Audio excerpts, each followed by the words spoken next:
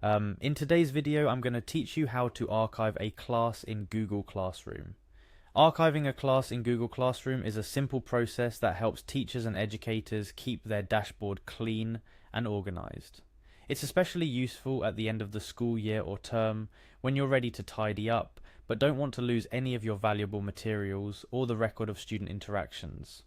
Let's walk through the process step by step. First off, open your preferred web browser and head over to google.com. This is where our journey begins. You'll see a variety of options and services provided by Google on this page, but what we're interested in today is tucked away just a bit, so keep following along. At the top right corner of the screen, you'll notice a sign in button. Go ahead and click on that. This is the gateway to all your Google services, including Google Classroom. Once you click on that, a list of Google accounts you've previously signed into on your device may appear. Choose the Google account associated with your Google Classroom. If the account you're looking for isn't there, you'll need to sign in with the email and password associated with your Classroom's Google account. So choose or log in accordingly. After selecting your account, you'll be prompted to enter your password. Do so and click Next. This should bring you to your main Google account page where you'll see your name or your user icon in the top right corner once again.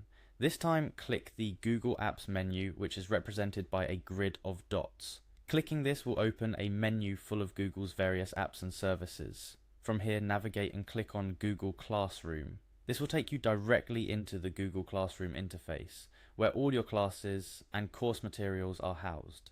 Now, to the crux of the matter, archiving your class. In your Google Classroom dashboard, find the class you want to archive. Each class card will have 3 dots in the top right corner. These dots are often referred to as the More button. Go ahead, click on those 3 dots for the class you wish to archive. A menu will pop up with several options, but what we're interested in is the Archive option. Click on that, and you'll usually be prompted with a confirmation window. This is just a safety step to make sure you don't accidentally archive a class you still need active. Read through the notification and, if you're sure, click on Archive again to confirm your choice.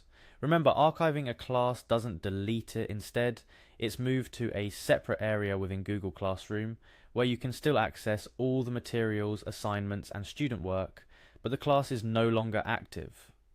This means students can no longer turn in assignments or post comments, but both you and they can still view the class content.